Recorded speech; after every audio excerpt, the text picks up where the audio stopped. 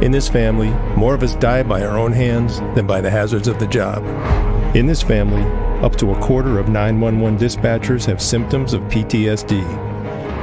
In this family, our mental health and wellness are in crisis, while responders are quietly suffering. In this family, many struggle with job-related stress, burnout, trauma, sleep disruption, substance abuse, and marriage problems. In this family, we can help the helpers with vital information and resources, resilient strategies, and success stories of overcoming the obstacles. In this family, no one is alone.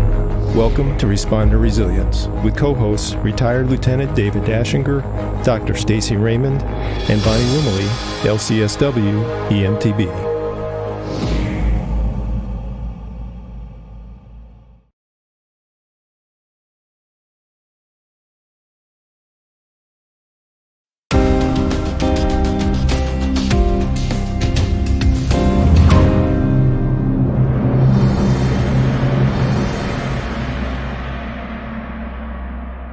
Tonight's episode is the first of a two-part series focusing on retirement. Most people view retirement as something to look forward to with joy and anticipation. It is a time when we can finally reap the benefits of our hard work and enjoy hobbies, travel, and leisure. At the same time, when it comes to life stressors, retirement is among the top 10. It is the nature of most law enforcement officers, EMS personnel, dispatchers, and firefighters to often put others' needs first. They sacrifice time with family to serve the community, working long hours, overtime, nights, holidays, and weekends. When it comes to preparing for their own retirement, unfortunately, many first responders put off important decisions or neglect to ask critical questions. First responders certainly deserve a fulfilling and well-funded retirement, but preparation is crucial. This episode will explore some essential criteria to ensure a rewarding career all the way from hire to retire. And is retirement actually the best word to describe this rite of passage? Many responders stay active and find new ways to be of service, or now can finally devote full attention to family, hobbies, travel, or a side business. Perhaps a better term for leaving the job is the next chapter. This is my favorite. It alludes to new dreams and aspirations. Life 2.0, the second season, My Time, a time that's all our own when responsibilities are minimized. First responders find satisfaction in helping others and being part of a pack or tribe. Their work can be mentally, physically, and emotionally challenging, but also extremely gratifying, and most feel blessed to have it as their career. Many responders would probably say there is nothing they would rather do as a profession. For most, it is a calling. For some, it is the continuation of a generational family legacy or the fulfillment of a childhood dream. You know, I just remember being a kid and going to visit Dad, at the firehouse, and just being in awe of not just the equipment, but the men that worked there. There was something about them, and especially that generation. And I look back, I just remember thinking wow, these guys are like giants in so many ways. Just the personalities, the humor, the strength, just their bravery. It was palpable. It's kind of a funny story. At the time, I was a school bus driver in Bridgeport, and a friend of mine also worked at the school bus, volunteered at Stratford EMS. So he told me there's a driving course for ambulances. So I'm thinking, okay, I'm 21 years old, drive around lighting sirens. Sounds like fun. I didn't even really want to be an EMT, to be honest with you. I was trying to get into become a police officer. Actually, I was taking tests for police, but this kind of fell on my lap and got interested in it after one of my first or two calls. I'm like, yeah, I can do this, When I was a young boy, I lived on Highway 20 in the city of Racine, and police cars would go by the house with their lights and sirens on all the time. And my parents said that every time I would hear a siren, I'd run up to the window and I would call the police car an car. And they said the first time I saw a police officer get out of the police car, I looked at them and said, when I grow up, I want to be an ERCAR man.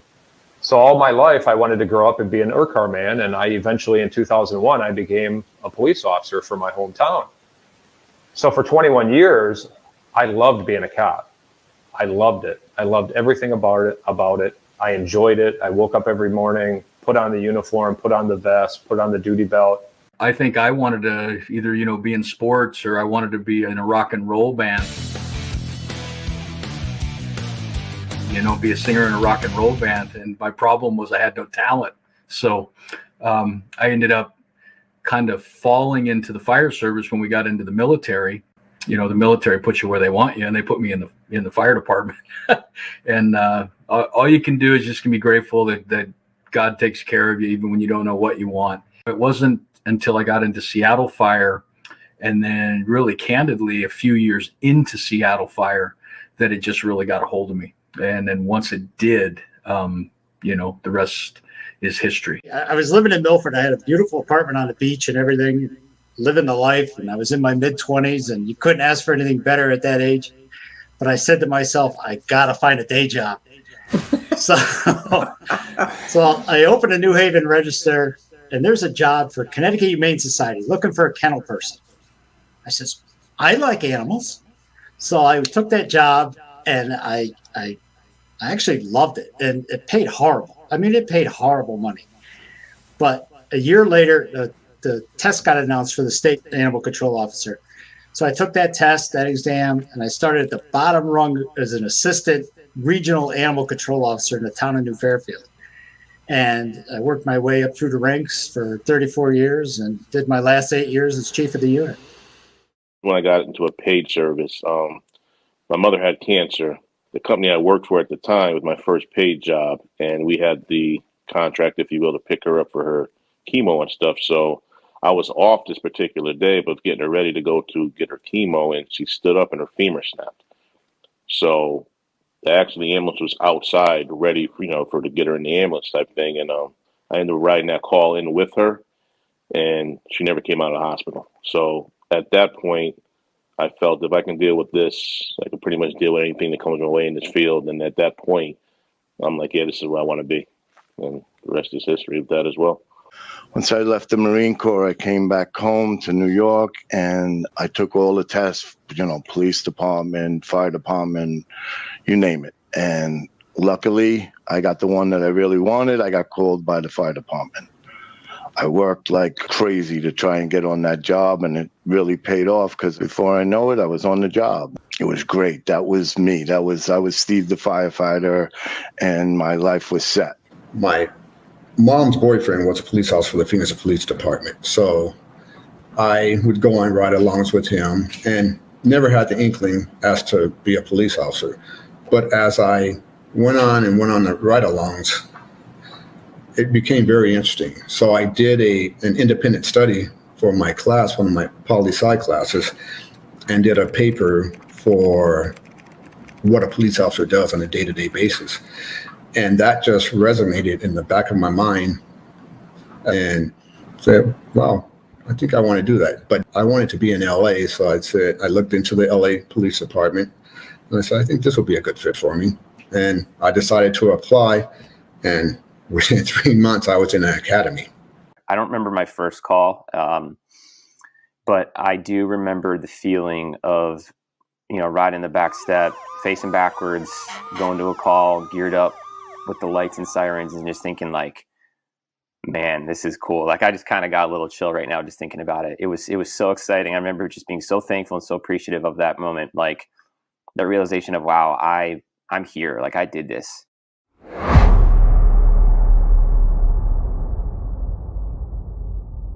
Firefighters, police officers, and EMS personnel routinely put themselves in harm's way and face a higher risk of work-related injuries than the public. A career that was planned to span 25 years can be cut short by an accident or one critical incident that changes everything in an instant.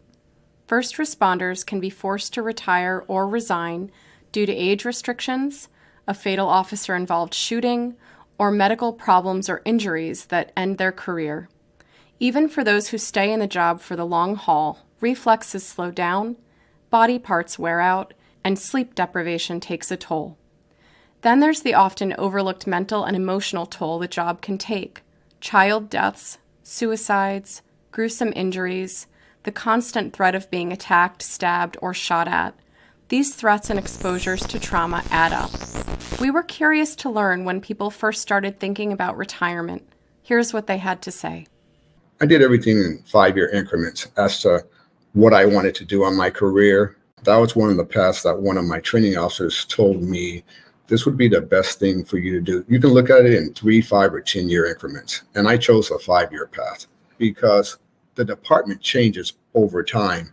And sometimes you might get an assignment in 5 years and you really like that assignment that you have. And it might change your life forever.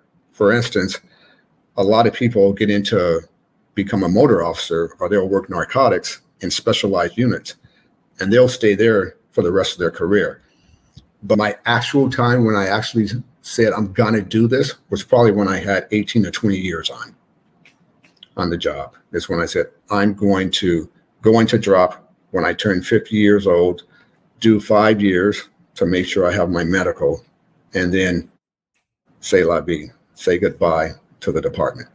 Well, my goal to retire really was to do 30 years in law enforcement. I had just come up on 27 years with San Antonio, and it wasn't that I was losing the passion for the job. I just felt like there were other opportunities out there for me. I was doing some traveling and consulting and teaching on the side, which was really starting to pull me more and more towards just that part of my life where I really thought I could reach a lot more people and spread the message by going out there and spending time with departments if I wasn't working full time. So that was starting to play a part of my decision-making process. And as those opportunities continued to open up, I decided I want to go ahead and transition and start traveling and talking to groups of people. I was training a probationary firefighter one day, and I was pulling hose off the rig in demonstration, and I felt something kind of funny in my neck. Over the course of a few weeks, the pain and the secondary and kind of tertiary effects of that kind of blossomed, which led me to go to the hospital on my own, apart from work, not realizing it was a work-related injury. So they did the whole workup, MRIs, CAT scans, and after about 12 hours in the hospital being admitted, I spoke with one of the chief neurosurgeons who finally had answers because no one really seemed to know what was going on. He was quickly to say, I've seen this before in first responders, specifically firemen, just the trauma and stress that we carry in our bodies and our shoulders and our neck specifically. He was very confident that it was related to my work. And probably within 24 hours, I filed a workers' comp claim with my department into the state. I wanted to retire because I wanted to focus more on some different projects, namely my show and other things that I wanted to work on. So I think a lot of people who retire are kind of on the fence, and I don't think the traffic lights of life are never going to be green at the same time. So I just did it. And I was glad I did it. And, everything worked out the way it was. But it was time for me to retire, and I don't regret anything. It happened quickly. I didn't plan it. As far as I was concerned, I was going to work in EMS till I was 100. But it just didn't work for me anymore. I had been through so much, not only in the almost 20 years of doing EMS and working in surgery and oncology, but personally, I just mentally was not up for the challenge anymore. It took a toll. And I was lucky that I was one of those people who was able to recognize that it was time for me to step away and recognize that I needed help. So for me, it did happen unexpectedly, even though it was a 2 to 3 year medical process where at least my therapist was being honest, like, Matt, you got to start coming more to accept that you're not going to find a surgery to heal you so you can continue. So for me, I was in therapy, and also the things that I started long before, like the meditation and the journaling, something called spiritual direction, where I always had priests or pastors who also were mental health professionals. What's the lesson to be learned in this adversity? What are the lessons I learned as a police officer? And now how am I going to apply these lessons and the hard-earned wisdom that we get if we lean into the pain, the confusion, and the adversity on the job? That all got cut short one day when I was working on the Cross Bronx Expressway. There was a car on fire with people in it. And my job was to get one of the little girls that was in the back seat out. While I was going to get her out, the car on the highway went out of control, slammed into me and sent me, they said I flew like 200 feet in the air and landed face first in the shoulder of the Cross Bronx Expressway. So I broke both of my legs, my neck, both of my arms, my pelvis. Anyway, it was a long recovery. I was in the hospital for a long time. They didn't think I'd make it. Then they didn't think I'd be able to save my legs. But after that, I really got depressed because, like I said, I was a firefighter. That was what I wanted to do. I loved being a firefighter. And now I couldn't do that anymore. So, who was I? I wasn't Steve the firefighter no more. My retirement process was very difficult. I personally tried to do everything as honestly as possible, as much integrity as possible. And even though that was my approach, the organization, the town, let's just say, did not believe me and was not willing to accept my reason for retirement. We all have contracts, we all have agreements. They did not uphold their end of the agreement, unfortunately. And that created a lot of stress and a lot of problems for me and my family that I did not expect or see coming. I gave my life, my time, my sweat, my blood, and my body, right? I have injuries that I will carry the rest of my life, mentally, emotionally, and physically. And when that institution or organization does not support you the way that you thought they would have or think they should, that's a very difficult thing to accept. Well, on April 8th, 2016, I was on duty as a patrol officer in Wisconsin when I was dispatched to our Walmart for somebody who was unwanted, and the chaperones with that person wanted assistance from the police with escorting them out of the store. You could respond to Walmart. I have a worker from the Northern Center on 1021. She states that they are there with a client who's refusing to leave with them. They state that she can get violent. Eventually, this person was able to remove a hatchet from the packaging and started walking around the store and threatening customers. He is in possession of a knife and is threatening people with it. And I responded, arrived, made contact with this person, gave them multiple verbal commands to stop and to drop the hatchet. They refused to do that while they were walking towards me, and I ended up shooting them. 276 County, shots fired. Law enforcement, shots fired. Send EMS. How did you make the decision, or it was made for you to step away from law enforcement? It was made for me during a meeting with my chief. He asked me, he explained to me I could either resign or my employment would be terminated. And I thought about it and I refused to resign because what I was experiencing was because of a critical incident and I wasn't going to resign. And then they terminated me. And then, May of 2022, when that ends, my identity, everything that I've ever known just stops. I was working for the Connecticut Department of Agriculture, the Animal Control Unit, for 34 years.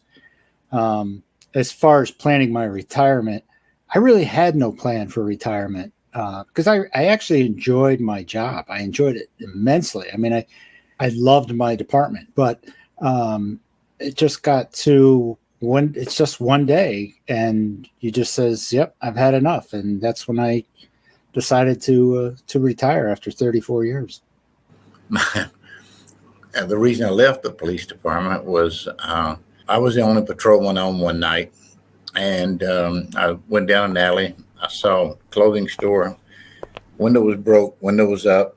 I called it in, and I took my shotgun out, and I climbed through the window. A gust of wind come through, and it blew a rack of clothes. And I just turned and fired. I shot the clothes full of buckshot. I said to the chief, I said, you know what, maybe I need to take a break from this because the Marine Corps taught me to pull the trigger before you'll take a breath or blink an eye. So that's why I left the police department.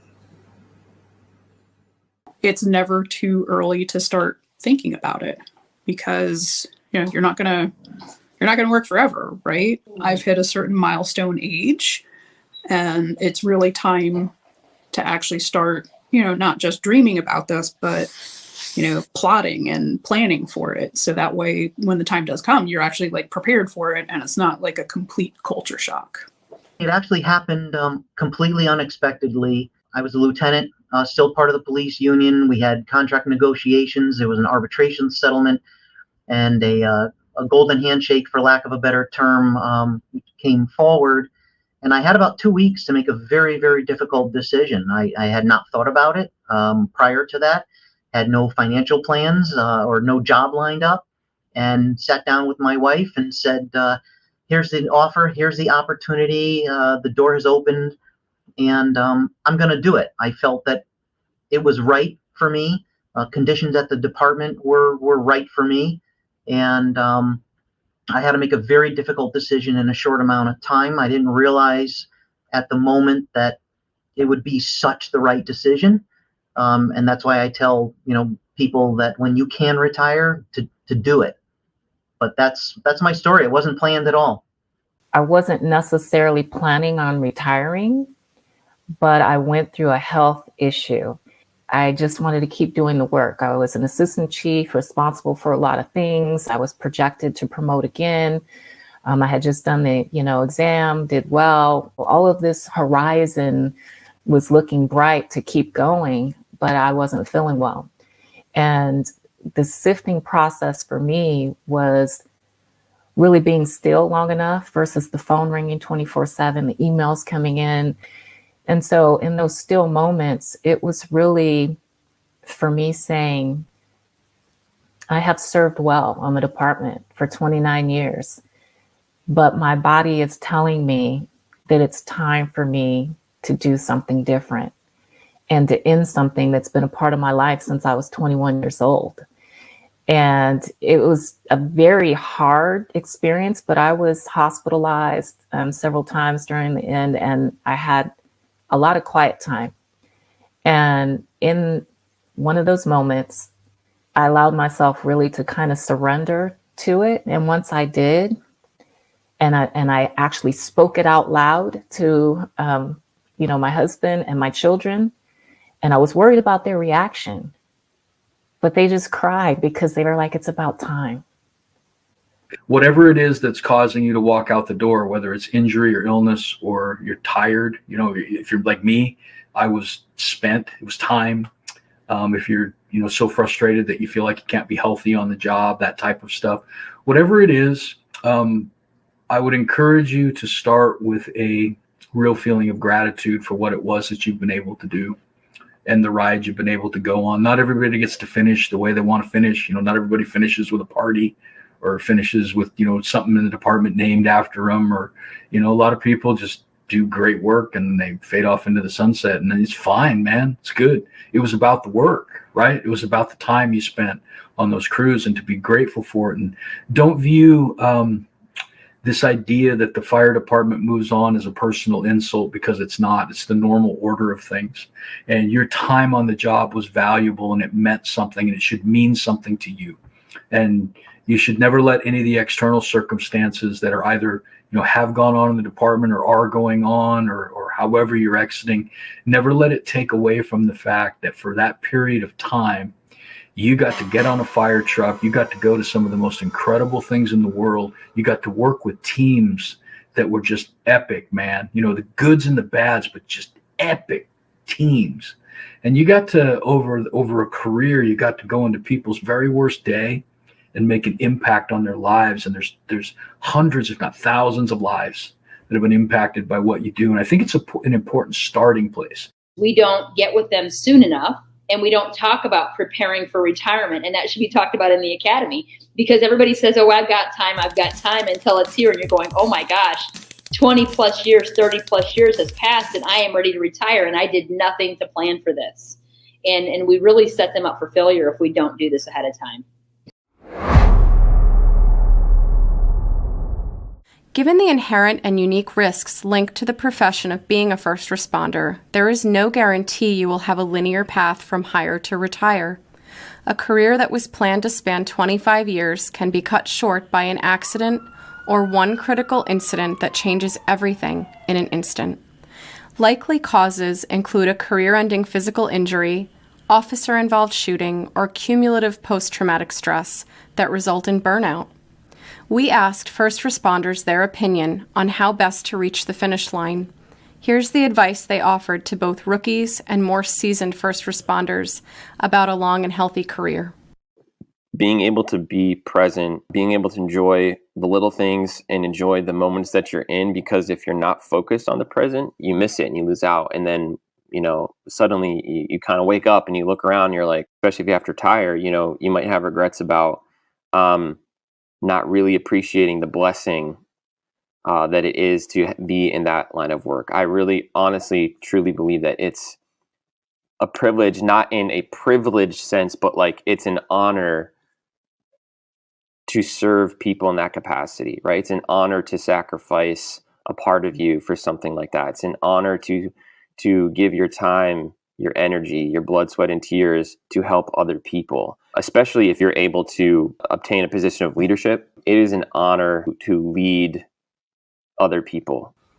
I would say start thinking about it now. It doesn't have to be on top of mind, but have it in the back of your mind about, okay, we're all living longer, at least most of us. Okay, what are you going to do after this chapter in your life? If you survive this chapter, and I don't mean it in a doom and gloom way, but if you get hurt or something like that, have a backup plan. But if you do come out the other end, take care of yourself first and foremost, physically and mentally, and have a plan for when you retire. Okay, what am I going to do after I'm a cop? I did have a plan. I was teaching and other stuff like that. So I was thinking long before I retired about leaving, but that was always in the back of my mind. So have it in the back of your mind. Focus on the present right now, which is important. But then, okay, what am I going to do after my career? It should always be somewhere in your mind of, okay, what am I going to do after I retire? And not just after I retire, but God forbid I get hurt or something and I have to retire. Have a backup plan, A, B, C, maybe even a D. If you're a new officer, please understand the importance of self-care.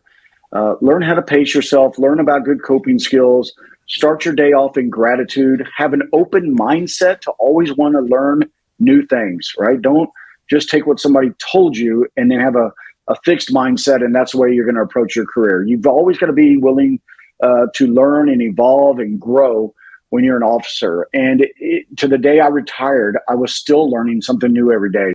And then also just make sure that you're a really good communicator with your family. Don't exclude them from what's going on in your life at work. Make them a part of it, bring them into it so they understand what you're going through on a day-to-day basis. And they're there to support you because they love you. Statistically speaking, you have a better chance of being injured and maybe not returning to duty than, really, being killed in the line of duty or even dying by suicide. So I think more officers need to be aware of the injuries and those things that can actually happen that can leave you not in horrible shape, but could actually end your career. And we don't think about that. I officer that got shot in the trigger finger, things like that, you're thankful they're here, but then you're looking long term. You're like, well, they don't have a career anymore. They're not working.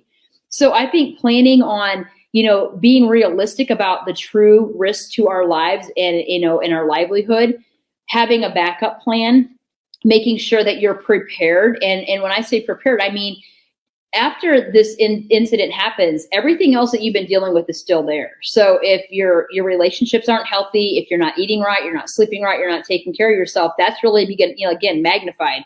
So making sure that officers are preparing now. As we get older, our bodies are breaking down. Things are happening to us that we didn't, anticipate, didn't expect, that could put us at risk. So really staying as healthy and well as you can right now. Should something happen, have a backup plan. I say have plan A, B, C, and D. You never know what's going to happen. And it really could. It could be something that's cut short that you did not anticipate, you're not prepared for. You could lose your job, whatever the case may be. You need to have something in place to jump. You still have bills to pay. You still have a family to support, and we need you here. So we really have to set officers up with that kind of mindset that winning doesn't always mean that you're going to retire. Start early, financially start early with saving for your retirement. Be healthy. If you're struggling with mental health, get help right away. Use your employee assistance program or whatever other resources are available to you through your agency, that's important. That'll help you continue throughout your career and be healthy and have a successful career. You can't sacrifice the other parts of your life to the exclusion of your professional pursuits. And if you do, you live with the consequences of your decision, and likely it's going to be, if not a broken home and a broken relationship, it's going to be one that's significantly less than what it could be. And remember, that was your first commitment. My first commitment was to my spouse on my knees before God, that we would build a life together and that I would have her back and that I would walk with her and that we would be a couple, and as part of that, we agreed that professionally I would move into the calling of the fire service, and man, we embraced it whole hog. And, I put a lot of time into the fire service, but I never allowed it to become the dominant thing. And I'm telling you, on that day, I was really glad that was the case. It was nice to come home to my wife and to, a place where I'm not an afterthought, and where she doesn't move on from me. I don't get kicked out of the email system, if that makes sense. Because I'm the FTO coordinator, I see and read every piece of documentation of every recruit that comes through our department, whether they be brand new or a lateral transfer. With that, it gives me the opportunity to connect with them. And in doing so, I always recommend to them, again, and I start it as early as them being a recruit, is don't lose sight of your true identity, of who you are. I tell people that my name is Jeff. I work as a police sergeant, but I'm Jeff Ward, and that comes first. It's really easy to become so attached to your new family within the department. But what's equally important is that we keep those old friends. We keep the family close to us. Moving forward, you want to make sure that they have the ability to still do the things they love outside of work. That this isn't the only thing that should be consuming their life. And I really kind of get into, listen, there's going to be recreational activities, there's going to be activities and hobbies and things that you've always loved doing that either slowed down significantly or have even stopped. And I tell people that don't lose sight of that, because that is going to carry you on throughout the course of your career in a much healthier way. And what happens is this. About 2 weeks out, I usually check back in with my retired officers and say, how's it going? And they usually say, well, I haven't been fishing every day. In fact, I've got a second job part-time, either for insurance or just to get out of the house because I'm bugging everybody. That's the reality. So magical thinking, you nailed that one. That is exactly what we do. We set ourselves up for this idea that I'm gonna retire. It's gonna be happy. I'm gonna do what I want now. The reality is, being type A and being very black and white in our thinking, we really need to have a plan in place so that when we make that jump, we jump into something else right away, because you can always tailor it back. Jumping into nothing and hoping for the best is not a plan, right? That's a roll of the dice. Right? We need to talk to them in the academy throughout their career. And then I look at a 5-year window when they're age eligible or they're eligible by whatever other means, 5 years out, a year out, 6 months out, to make sure that they're still on track for that process. But we don't do enough here. In fact, if we're already pushing them out the door before they're even retired, we're definitely not doing anything after the fact. And I think that's part of the issue. You do 20, 25, 30 years in this career as a first responder. There's going to come a point that you die. And so when are you going to live? Statistically, we don't do well after retirement. And so the importance of taking care of yourself, the importance of being proactive with your physical and mental health and your financial health can't be overstated. Just have a plan so that you just don't come home and say, now what? Or as a friend once told me, I used to be somebody. So you got to have something lined up to keep your mind active. Don't let this be your life, and don't let people think it's who you are. Because there will be a day when you're not working in law enforcement, whether it's planned retirement or an unexpected departure from the job, like I had to do. I mean, when I started, I thought I was going to do the full 30, and here I am. Nope, didn't do that. So life can happen to you. You just can't get so wrapped up in it that you feel like it's all you know and it's all you have to offer you. It's not. I usually tell people, make sure you have a 5-year plan. 5 years out from retirement, or when you think you might want to retire, that's the time to really start hammering it down and come up with a plan. And most recently, I myself have gotten into that 5-year range now. And so with that, I realized that not only do you have to have a plan, but you have to implement that plan. If I was a new recruit, if I could look back and give my 21-year-old self some advice, would be think about what it looks like to have an injury. We're taught to do risk versus reward assessments on everything, right? Benefit versus risk analysis. That's ingrained into you from day one, especially as a firefighter. And when you train for a fire or you train for a motor vehicle accident or whatever, you're mentally preparing yourself for things that you might encounter. Hearing a doctor tell you you might not be able to go back to work, like, that came out of nowhere. I did not expect that at all. And that was a very real, very scary thing to experience. So I think the mental preparation there is very helpful and could be very helpful with other first responders. I heard somebody else say it and I use it. And it's a way to encourage others that you know that your career is eventually going to come to a close. And I heard someone say that you have to figure out what you're retiring to. So identifying like what those passions are. Don't let the job be a constant or like the number one priority. Have other passions, have other hobbies, don't allow your family to be the second, line. Put them first and foremost and the passions that you have. So that way, when you do decide to walk out those doors, that you do it with that being a choice of your own, and that you have something that you're retiring to, something that you're passionate about, so that you can stay engaged, that you have another group or another tribe that you're engaged with and that you're close with, and that you're not just, going home to a house full of strangers. Every obstacle that you come across is a chance for you to learn. Things are going to happen that you can learn from and that are going to make you stronger. And that's what you want. Life is not, a bowl of cherries. It's not going to happen like that. You're going to run into problems here and there. And by learning how to deal with those problems, you get stronger, you get smarter, you get wisdom.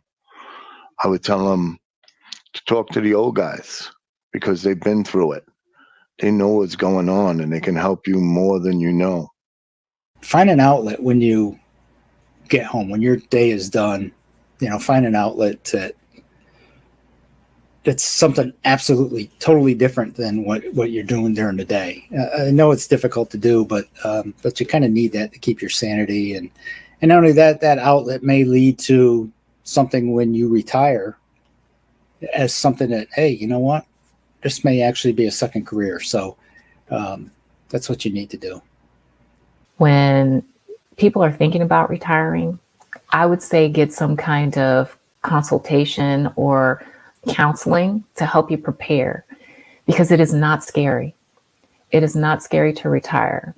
What can be a challenge is when you retire is you lose connection with all those people that you used to be connected to because of the work. That's like a big drop off a cliff. Everybody's like, oh, I'm going to reach out to you. I'm going to talk to you. I can count maybe a handful of people that really reach out to me.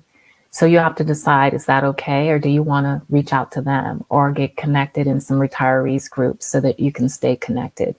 But our identity can't be just in the work that we've done.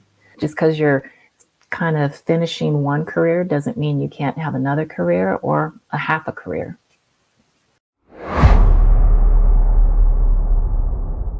Next, we address the important topic of financial planning, when to start the process, and important matters to consider as your career unfolds or in some cases unexpectedly ends.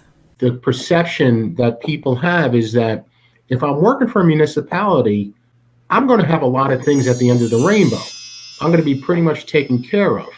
But as you get closer to the finish line, you realize that it's not necessarily true. Well, if I know what I've known now, I would have stayed in the post office. Because like I said, there's a pension with that and everything else. EMS, I started here, there was a pension. They've since transitioned to a 401k, so the pension's frozen. I will get a little something, but the only plan I had was to retire. I had no plan on like thinking of another job type thing. Granted, I have my CDL Class A. I have things I could fall on if I had to. But even at my age, I mean, I'm 52, but my body is probably 75, all these years. So do I really want to jump in on the trucks?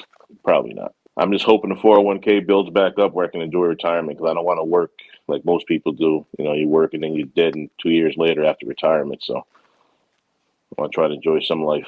A lot of us in the first responder community, we're like squirrels. We gather our nuts, and we're always saving for a rainy day. And what ends up happening is you die and you never receive the benefit of you working so hard for so long. I remember one of the first or second times I went into the firehouse, once I got out of the academy. And one of the older guys came up to me and he put his arm around me and he said, "Kid, let me tell you something. You want to get into this 457 plan." He said, "and do it now before you even get your first paycheck. Because by doing that, you start putting this money in there and it's like you never lost it." From the first paycheck, my money was going into this 457 plan, and it just keeps building up and rolling over. Personally, like I waited before I started what's called the deferred compensation plan. And so I have like a nice nest egg from when I initially started mine. But if I would have started it from the get-go, it would have been a nicer size. So how your estate, how your children are able to get the most out of your finances in the event something was to happen to you is usually done through your dictates in a will. Many people forego doing that. So I would recommend, making sure legal documentation is looked at, secured, making sure that you understand your pension options also in advance, right? Understanding the value of having an optimal pension requires sometimes getting a good insurance policy. People don't plan to fail, they fail to plan. Well, first of all, they have to look at their family life. If you're married and you have young kids in your family, you got to look at your pension system as to when it's going to max out. You have to look at the age of your children when they're going to college. There's a whole array of things that you need to look at to make sure that you can continue to support your family. Set a goal as to what you're going to do with those kids, and you need to be able to support them while they're in college. On day one, you need to be intimately involved with your finances. And so that means starting your 457, making contributions, increasing contributions. Every time you get a pay raise, every time you get a bump, I like to use the percentage method that calculates, the more money you make, the more goes into your deferred comp. And I believe for 2023, the deferred comp limit is, I think, $22,500. Start planning for it day one. You hear this tossed around so often, it's never too early to start planning for your retirement. That's 100% absolutely true. If you were to have to retire tomorrow and be on some sort of fixed income, would you be able to maintain your present lifestyle? And chances are the answer is no, right? The other big changes is that you're on a fixed income. So I have my pension that I was lucky to be able to collect right away.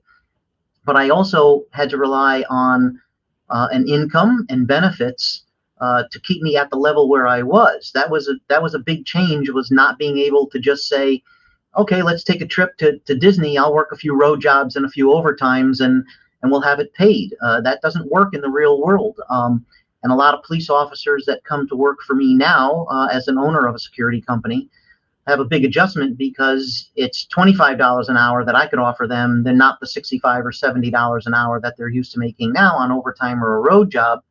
So that's a big adjustment financially. The other thing I like to talk about is the importance of not having extreme debt when you go into retirement. Pay your house off. And people go, oh my God, how do I pay my house off? Listen, I paid my house off. It's a matter of not keeping up with the Joneses, right? It's a way we need to look at money differently. Stop leasing cars to show everybody how well you're doing. Take those monies, the $1,000 a month car payment on the 7 Series BMW that nobody cares you're driving, right? Find a nice car, treat yourself, buy it, and stop renting every 3 years. I literally wasted hundreds of thousands of dollars over my 30 years leasing vehicles to show people how well I was doing. Also financially, make sure that you're not get into that habit early on of, wow, I'm getting a good paycheck now. I'm going out and buying all these new toys. Make sure that you're budgeting and you're putting money aside, because you never know what can happen in your career.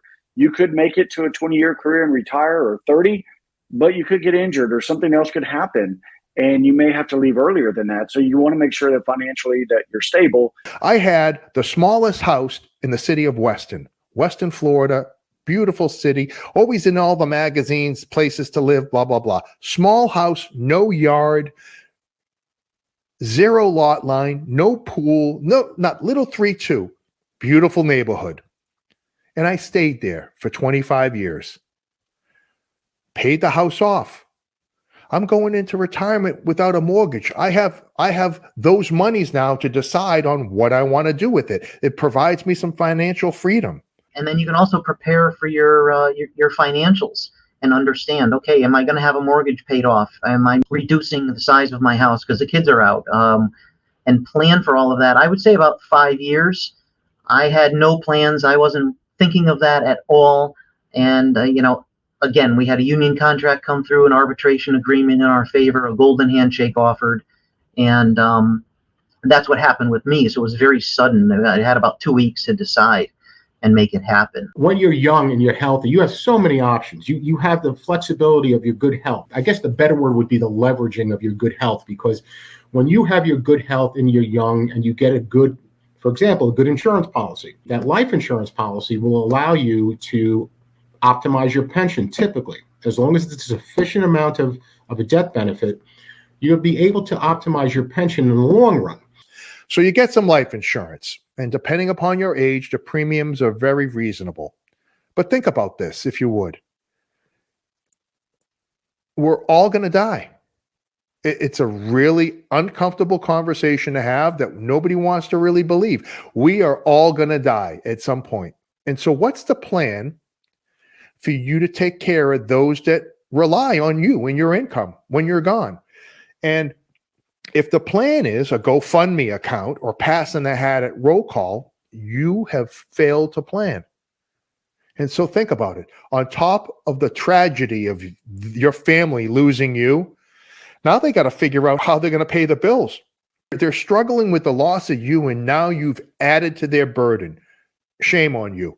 So you got to get some life insurance, right? And like everything I say is talk to 3 or 4, 5 different reps and start playing them off each other and use the information from one against another so you can become informed. The action you take today, I think was the tagline, your future self will thank you, right?